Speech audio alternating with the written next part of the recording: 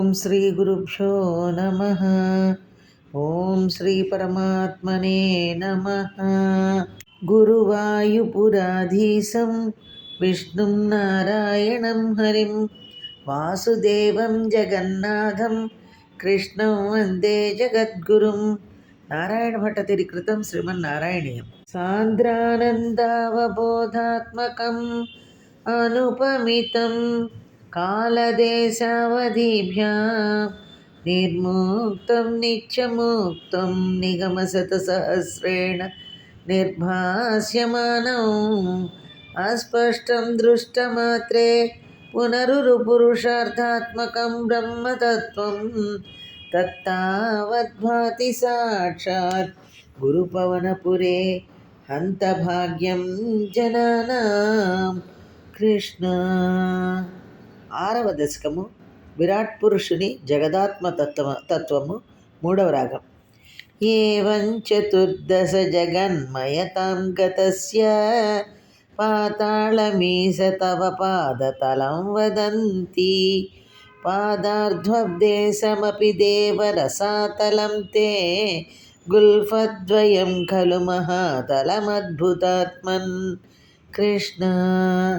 జంఘే తలాతలమథో సుతలం చ జాను కించోరుభాగయుగలం వితలాతలే ద్వే క్షోణీతలం జగనమంబరమంగనాభిః వక్షశ్చ చక్రనిలయస్తవ చక్రపాణే.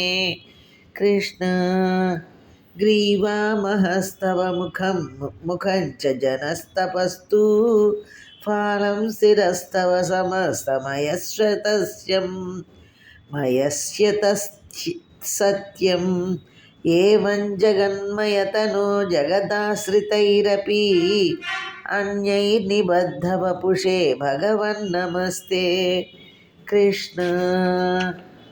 త్వద్బ్రహ్మరంధ్రపదమీశ్వర విశ్వకంద ఛందాంసి కేశవఘనాస్తవ కేశపాశాః ఉల్లాసి చిల్లియుగలం ద్రుహిణస్య గేహం పక్ష్మాణి రాత్రిదివసౌ సవితా చ నేత్రే. కృష్ణ. నిశ్శేష విశ్వరచనా చ కటాక్షమోక్షః కర్ణౌ దిశోస్వియుగలం తవ నాసికే ద్వే లోభత్రపే చ భగవన్నధరతరోష్టౌ తారాగణాశ్చ రదనాశ్చ వనస్య దంష్ట్రా. కృష్ణ. మాయావిలాసహసితం స్వసితం సమీరో జిహ్వాజలం వచనమీశ శకుంతపంక్తిః సిద్ధాదయస్వరగణ ముఖరంధ్రమగ్నిః దేవాభుజాస్తనయుగం తవ ధర్మదేవ. కృష్ణ. పృష్టం త్వధర్మయుహదేవ మనఃసుధాంశు అవ్యక్తమేవ హృదయాంబుజమంబుజాక్ష కుక్షిః సముద్రనివహ వసనం తు సంధ్యే శేఫ ప్రజాపతిరసౌ వృషణౌ చ మిత్రః. కృష్ణ. శ్రోణిస్థలం మృగగణः పదయోర్నఖాస్తే హస్త్యుష్ట్రదసైంధవముఖా గమనంతు కాలః విప్రాదివర్ణభవనం వదనాబ్జబాహు చారూరుయుగ్మచరణం కరుణాంబుధేతే. కృష్ణ. సంసారచక్రమయి చక్రధర క్రియాస్తే వీర్యం మహాసురగణోస్తి కులాని శైలాః నాడ్యస్సరిత్సముదయస్తరవశ్చరోమ జీయాదిదం వపురనిర్వచనీయమీశ. కృష్ణ.